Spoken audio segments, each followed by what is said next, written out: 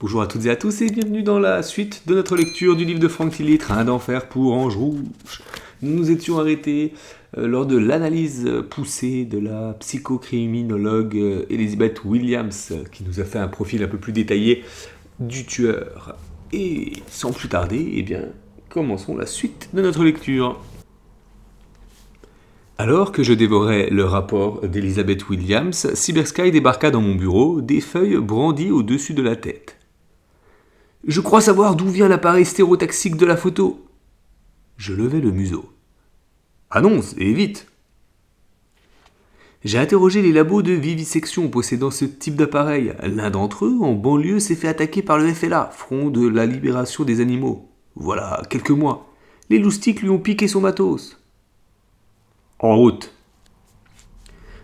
Une soixantaine de kilomètres à l'ouest de Paris, le laboratoire d'Huntington Life Science, HLS, dressait ses flancs de béton au bout de la zone industrielle A du Vernon, au cœur d'une étendue herbeuse taillée à l'anglaise.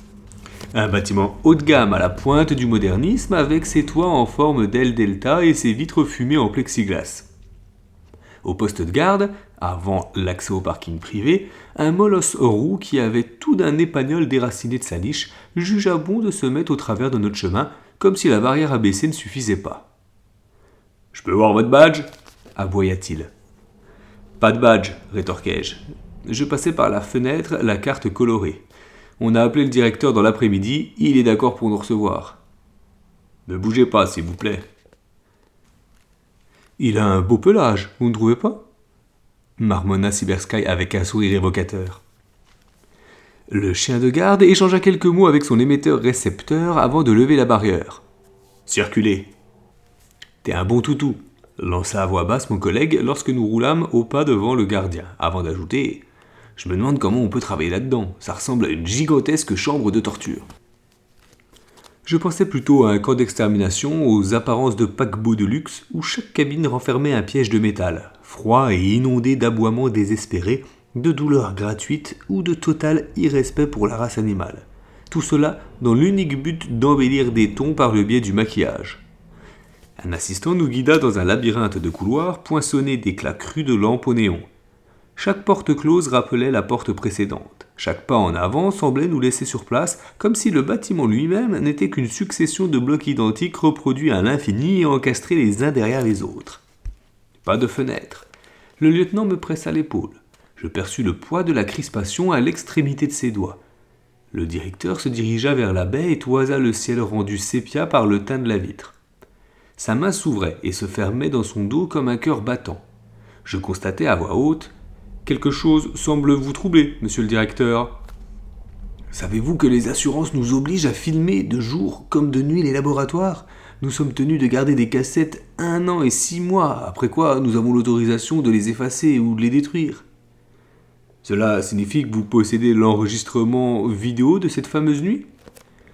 En partie, jusqu'au vol. D'ordinaire, les membres du FLA ne touchent jamais aux caméras. Ils préfèrent que nous profitions pleinement de leur, élan de bravoure. Mais apparemment, une ou plusieurs personnes sont revenues sur les lieux peu de temps après le départ des troupes. Elles ont brisé les caméras puis ont embarqué du matériel. Je me suis toujours demandé ce qu'elles pourraient bien faire d'un appareil stéréotaxique.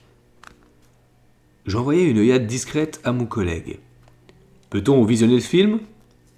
L'Adolphe, au pan de cheveux plaqués au front, se tourna vers nous. « Vous êtes bien conscient que vous abusez de ma générosité, j'espère, hein ? Je suppose que vous y trouvez votre intérêt. Si nous mettons la main sur cette organisation, vous vous voyez débarrassé d'un fléau. Je me trompe ? Allons-y. » Il appuya sur un bouton. « Je pars en salle de visio 2, qu'on ne me dérange pas. » Il nous invita à le suivre, à nouveau ces couloirs vides comme creusés sous la terre. Géométrie stricte, perspectives infinies. En passant devant une porte ouverte, je perçus les gémissements d'un chien, mais des gémissements faibles et très lents, une plainte langoureuse à l'intensité émotionnelle telle qu'elle s'infiltrait en moi et me bouleversait. Il y avait dans cette complainte ce quelque chose d'universel qui, malgré la barrière de la langue ou de l'espèce, vous fait ressentir avec acuité la souffrance d'autrui. Le beagle gisait là, sur une table en aluminium, allongée sur le dos. Les pattes attachées en croix essayait, dans les mouvements incroyables de torsion arrachant la peau et les chairs, de se libérer des lanières. Avant que je ne pusse m'enquérir davantage, le directeur se glissa devant nous et claqua la porte d'un geste sec. « C'est droit devant vous, continuez s'il vous plaît. » L'image de la femme torturée me revint en tête. Nous arrivâmes à destination, nous devions évoluer sous la surface du sol, n'ayant cessé de descendre des volets et des volets de marche, comme dans un abri anti-atomique. Oh, vision divine! Une petite plante grasse, fausse bien entendu, tentait d'arracher à la tristesse de la salle un soubresaut de gaieté. Le directeur ouvrit l'armoire, étiquetée premier semestre 2002, et il choisit méticuleusement la cassette adéquate et l'introduit dans un magnétoscope. L'intervention du FLA se révéla brève et fracassante, comme si l'on avait à lâcher une équipe de footballeurs américains surexcités dans une cristallerie. Les individus masqués, coordonnés à la perfection, avaient commencé par libérer les chiens, les chats, puis les lapins et les souris, et la horde des animaux s'était ruée d'un bloc poilu dans les couloirs, telle une arche de Noé en perdition. Dans le bordel général, la pièce avait été réduite, sous les assauts répétés des battes de baseball, en une bouillie de verre pilé, à un amoncellement de débris laminés par la rage. L'ouragan avait duré 4 minutes 30 secondes, puis, 3 minutes plus tard, des coups sur les objectifs des différentes caméras mettaient un terme au film. « Voilà le travail !» jeta le directeur en pressant le bouton stop de la télécommande. « Intéressant, n'est-ce pas ?»« Vous avez remis une copie de ce film au commissariat de Vernon ?» En effet, ce film et ces 2 autres caméras qui présentent la scène sous des angles différents. Mais vos collègues ne semblent pas très actifs en ce qui concerne les recherches. Disons que leurs préoccupations paraissent ailleurs. Nous remontions lentement les escaliers lorsque je ressentis comme une onde à l'intérieur de ma tête. Des hurlements de chiens. J'entendais des hurlements de chiens. Je glissai à l'oreille de Cybersky alors que le directeur marchait devant nous. « Tu entends ces chiens hurler ?» « Oui, c'est très léger, mais je les entends, c'est dégueulasse. » Des sons aigus, déchirants, des plaintes désespérées montaient désormais de façon plus intense. On torturait des chiens, on réalisait des expériences sur eux. Je fis un brusque rapprochement qui me poussa à demander au directeur « Dites-moi, y a-t-il une SPA dans le coin ?» Le directeur rejeta sa mèche sur le côté d'un coup de tête puis répondit « Vous savez pertinemment que les opposés s'attirent. Vous trouvez leur bâtiment à 3 km d'ici, en continuant le long de la route par laquelle vous êtes arrivés. » Sourire niais. « Pourquoi vous allez porter plainte contre nous pour outrage à animaux ?» À l'extérieur, Cybersky nargua le gardien, l'épagnole, en faisant mine de lui jeter un os, puis me questionna. « Je n'ai pas bien compris pour la SPA. Pourquoi voulez-vous qu'on se rende là-bas ?»« Que je me rende là-bas. Je te dépose au commissariat de Vernon. Collecte un maximum de renseignements, peut-être nos collègues se sont-ils efforcés, en grands passionnés. » Je lui décochai un sourire, de retrouver ces types du FLA.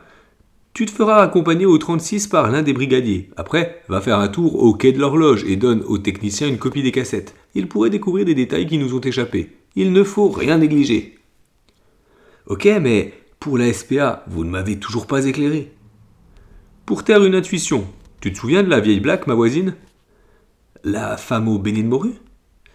Oui, elle pense avoir un certain don pour deviner les choses. Elle me parle à chaque fois de chiens qui hurlent, qui gémissent dans ses pensées. Je m'arrêtai de justesse à un feu rouge auquel je n'avais pas prêté attention. Lorsque nous avons entendu ces cris, tout à l'heure, ça a fait comme un tilt. L'origine de ces hurlements vient de la souffrance qu'endurent les bêtes sous l'effet de la torture, aussi moderne soit-elle. La torture, comme celle infligée à cette femme sur les photographies. Tu sais quoi ? J'ai le sombre pressentiment que le tueur s'est entraîné sur des chiens avant de passer à l'acte grandeur nature. La SPA de Vernon abritait sous son arche plus de 47 chiens et quelques 72 chats. Le vétérinaire qui m'accueillit était un Sénégalais aux lèvres impressionnantes, tels des quartiers de pamplemousse. La peau aride de son visage peluchait au niveau des pommettes et du front, et ses yeux, au blanc plutôt cireux, laissaient penser qu'il avait attrapé une maladie fiévreuse genre malaria. Le cabinet sentait le mélange des races, une odeur de poils et d'oreilles infectées, imprégnée dans l'espèce de moquette, faisait office de tapisserie. D'épais blocs de verre translucide constituant une vitre permettaient à la chevelure verte des cyprès de s'exprimer dans une espèce de flou artistique. « Qu'est-ce qui se passe, monsieur le policier ?» me lança le praticien avec un accent pas si lointain de celui de Doudou Camélia. Il avait la fâcheuse manie de glisser des W à la place des R. J'aimerais savoir si vous disposez d'un fichier regroupant la disparition d'animaux de compagnie. Bien sûr, le fichier national qui recense les animaux perdus, abandonnés ou disparus. Comme vous vous en doutez, il ne prend en compte que les chiens tatoués. Et vous avez moyen de l'interroger ? Il se glissa derrière son ordinateur, un Macintosh dernier cri avec la pomme croquée à l'arrière de l'écran. À voir ses lèvres et son front de la taille d'un terrain de football, je l'aurais imaginé avec des doigts énormes, mais ils étaient ciselés tels des instruments tactiles du jeune couturière et volaient avec aisance sur les touches du clavier. Annoncez-moi votre requête. Un vent léger ballottait les feuilletages des cyprès et la masse verte ondoyait au travers des pavés vitrés. Je me plaçais côté écran. Indiquez-moi les chiens et chats disparus dans le coin, entre le 1er mai et aujourd'hui. Chien ou chat, je dois choisir. Chien. Chien localisé à Vernon sur un rayon de, disons, 30 km. 30 km, ça vous va ? Parfait. L'ordinateur moulina quelques secondes. La mémoire vive se chargea avant de rendre le verdict. 116 chiens disparus. Vous pouvez regrouper par ville et trier par ordre décroissant ? Attendez, F8, et voilà. Pas de flagrance, au maximum 4 chiens disparus par ville ou village sur des périodes de temps échelonnées et non ponctuelles. Aucun point commun, rien. Vous pouvez essayer sur les chats ? C'est parti. Résultat pire encore, inexploitable. Quelque chose me poussa à insister. Vous pouvez refaire la requête avec les chiens mais en étendant sur un rayon de 60 km ? On peut, répliqua le praticien. Mais là, on commence à taper sur Paris et il risque d'y avoir un sacré paquet. Je peux me permettre une remarque, monsieur le vénérable policier ? Ce type avait-il été battu par les flics dans une vie antérieure pour entretenir le culte de la crainte à ce point ? Ou alors les voyait-il comme des êtres suprêmes, des espèces de dieux moustachus débarqués sur Terre dans un panier à salade bleue ? Je m'exclamais « Mais bien sûr, allez-y !» Il bascula sur l'écran précédent en pressant la touche F3.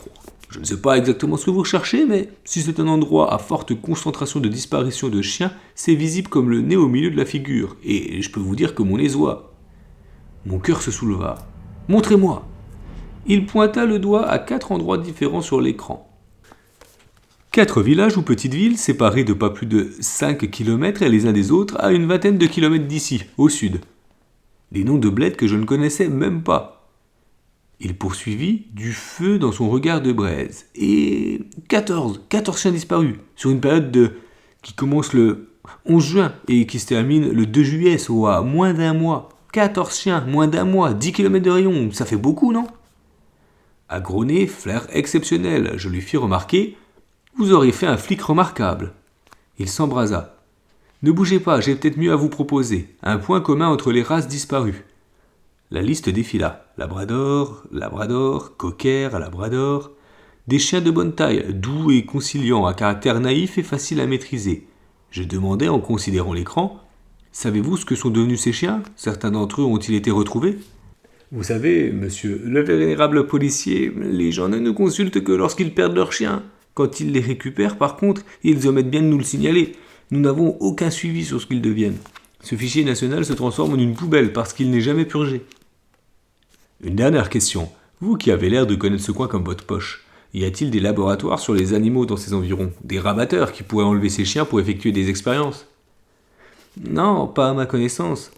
Hormis HLS, le premier labo de cosmétiques se trouve à Saint-Denis.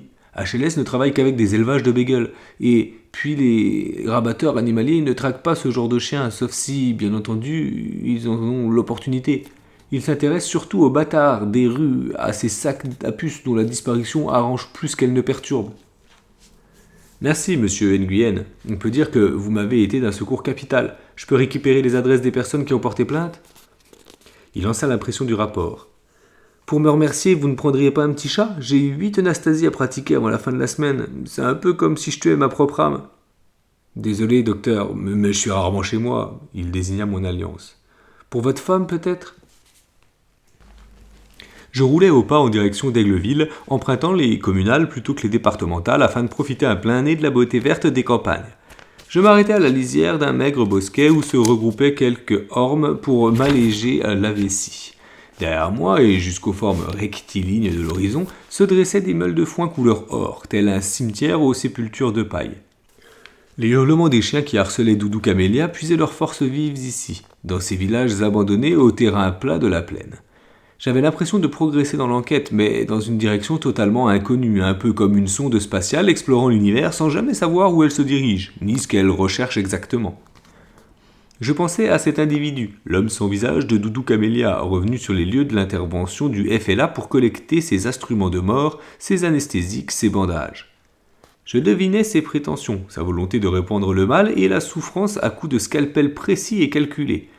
Je le voyais renifler ses victimes, les traquer à distance, les épier, puis, un soir, leur tomber dessus, comme le ferait une veuve noire sur un moustique piégé dans sa toile. Je songeais à la femme ligotée dans ce cloaque, torturée, fouettée moralement par les cuirs de l'horreur. Il est dans des moments où il devient impossible de ressentir la douleur d'autrui. On peut juste l'imaginer, en sentir le souffle le long de l'échine, frissonner au point de se blottir sous des couvertures, mais on ne peut pas se mettre à la place. Jamais. Avec la piste des chiens, sans réellement savoir où cela me conduirait, j'espérais avoir une longueur d'avance sur lui. J'étais sorti du sentier qu'il avait balisé pour moi, j'avais emprunté des chemins parallèles, des raccourcis qui me propulsaient vers l'avant. Je me rappelais ces phrases qu'Elizabeth Williams prononçait à chacun de ses séminaires. Un criminel ne se déplace jamais seul, il est accompagné, où qu'il aille, d'éléments qui laissent une trace indélébile de son passage. Sur une scène de crime, un échange s'opère entre l'assassin et les éléments invisibles qui constituent l'espace. Le tueur abandonne un peu de lui-même et emporte avec lui une infime partie de l'endroit où il se tenait sans qu'il ne puisse rien y faire. C'est sur cet échange que nous devons investiguer. Peut-être existait-il un rapport entre l'assassin, l'homme sans visage et ses chiens disparus. Peut-être qu'à un moment donné, un échange s'était opéré, indécelable à l'heure actuelle, mais qui prendrait tout son sens lorsque la piste aboutirait. Mais qu'allais-je découvrir au bout de ces voies glacées ? L'échec ? L'incapacité à préserver la vie d'une femme dont je ne connaissais même pas le nom et qui croupissait dans des douves de l'obscurité ? Je me remis en route vers le sud. Le soleil déclinait avec paresse devant moi, assailli par les rouges maladifs d'un ciel de traîne. L'échec est l'aiguillon de la motivation, me lançait mon grand-père avec ses grands mots. En avalant mon steak tartare dans un troquet où l'ambiance rappelait celle de l'éclosion des premières cellules de vie au Précambrien, je me disais qu'il tenait certainement pas compte de tous les paramètres, notamment ceux de la LEM, la loi de l'emmerdement maximum. 5 adresses biffées sur la liste fournie par le vétérinaire. Autant de bides. La seule conclusion, fracassante, que je pouvais tirer, était que les chiens avaient tous disparu durant la nuit, alors qu'ils dormaient dans une niche à l'extérieur de l'habitation. Jamais d'aboiement, aucun témoin. À chaque fois, les maisons se trouvaient isolées et les chiens auraient léché les pieds à des cambrioleurs. Je roulais depuis une bonne dizaine de minutes lorsque mon portable sonna. Je stoppais sur le bas-côté avant de prendre l'appel. « Commissaire Charcot ? Armand Jasper, ingénieur expert en traitement d'images du laboratoire d'Écully. » Écully, Rhône-Alpes, le fleuron des laboratoires de la police scientifique. Nous avons analysé les photos de la femme torturée qui nous sont parvenues par voie numérique depuis Paris. Nous avons relevé la présence de tuyaux d'aération de diamètre assez important qui longent la partie supérieure des murs. Sur le cliché original, il se confondait avec l'obscurité. Sur la photo où la femme se tient de dos, au niveau du plafond, on pense avoir décelé quelque chose ressemblant à une ventilation, un ventilateur. Je dis « on pense » parce que l'arrière-plan reste assez flou en dépit du travail de lissage effectué sur l'image et il fait extrêmement sombre.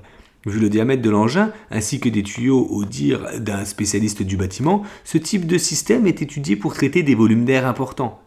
Plusieurs centaines de mètres cubes par heure, donc la victime n'est certainement pas retenue dans une propriété privée, genre cave ou garage, mais plutôt un bâtiment de la taille d'un entrepôt. Parfait. D'autres infos ? Des détails que je dois encore consigner dans un rapport, mais rien de déterminant. Je vous l'envoie par email demain dans la matinée. J'ai préféré vous prévenir tout de suite en ce qui concerne ce point, ça me paraissait important. Vous ne pouviez pas mieux tomber. J'opérais un demi-tour serré et pénétrais peu de temps après dans le troquet. Cette fois, le climat festif me rappela mon job de veilleur de nuit dans la morgue de Lille à l'aube de mes 19 ans. Les 2 paumés au teint de lit de vin qui jouaient aux fléchettes ainsi que les 3 piliers de bar m'envoyèrent un regard un peu plus appuyé, se demandant ce qu'un type en cravate trouvait de si merveilleux en cet endroit, le gai lieu, pour y venir 2 fois d'affilée en même pas 1 heure.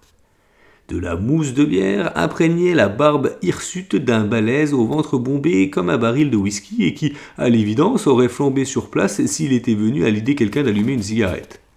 Quand il me vit arriver, il balança un coup de coude dans le flanc du pilier droit et allongea un sourire poil moqueur. Je m'approchai du comptoir et demandai à un bouillon d'intellectuel « Existe-t-il dans le coin des entrepôts désaffectés, des endroits où plus personne ne met les pieds depuis plusieurs mois ?» Avant que la propriétaire de ce nid de fêtard ne pût écarter les lèvres, Barbe à Mousse envoya « Pourquoi, t'es du fisc ?» Pilier droit et pilier gauche se cassèrent. Les deux curieux qui jouaient aux fléchettes vinrent s'accouder au bar, un verre de bière scotché à la main. Je répondis calmement en m'adressant à la molécule d'éthanol barbu. J'ai juste posé une question. Chez les gens civilisés, et la courtoisie impose que lorsque quelqu'un pose une question, ma foi, assez simple, l'un des membres de la communauté en mesure de répondre le fasse. Je vais donc répéter, au cas où l'effréné élan de gaieté qui embrase cet endroit aurait couvert le son de ma voix. Existe-t-il dans le coin des entrepôts désaffectés ? Tu sais que t'es un vrai comique, toi. Tu peux pas rester dans ton coin comme tout à l'heure et nous foutre la paix ? Barbe à Mousse leva son poing. Un marteau pilon. Tu vois, un jour j'ai frappé sur la tête d'un porcelet avec ça. La bête a gueulé d'un coup, puis on l'a plus jamais entendu. Tu veux que j'essaie avec toi ? La propriétaire lui envoya un coup de torchon sur la joue. Arrête tes bêtises, gueule à fioul, et ferme-la ou je te vire avec mon pied dans le cul. Bien, madame, rétorqua en grimaçant. Si on peut plus s'amuser. La patronne s'appuya sur le comptoir, bombe mammaire bien en évidence. Non, je ne vois pas, mon chou, dit-elle en mimant la réflexion. Pas de zone industrielle dans le coin, ici c'est la pure campagne. Et aux alentours de La Moye ou de Bréval ? Non, non. Barbe-Mousse intervint, des flambeaux dans les yeux. Moi je sais, les hurleurs. Ouhou ! Pourquoi tu lui parles pas des hurleurs ? Il a parlé d'entrepôt, grogna la femme d'une voix autoritaire. Pas d'abattoir. Non, balança pilier droit. Il a dit des endroits où plus personne ne met les pieds depuis plusieurs mois. Un abattoir, vous dites ? Intervins-je. Barbe à Mousse liquida son verre, imprégna sa barbe d'une coulée de bière et répondit Ouais, les hurleurs. On dit que le bâtiment est hanté et que toutes les nuits on y entend des animaux hurler. Moi, j'ai jamais vérifié, mais Gus, lui, il est déjà allé dedans. Hein, Gus, raconte. Le joueur de fléchettes se contenta de lever une main. Non, pas envie, j'ai rien à dire. C'est parce qu'il a les chocottes, frémit la propriétaire. Vous allez vraiment vous rendre dans ce trou ? En effet, dès que vous m'aurez donné l'adresse. C'est la fin de notre lecture pour ces quelques minutes de lecture. J'espère que ça vous aura plu. La suite très vite.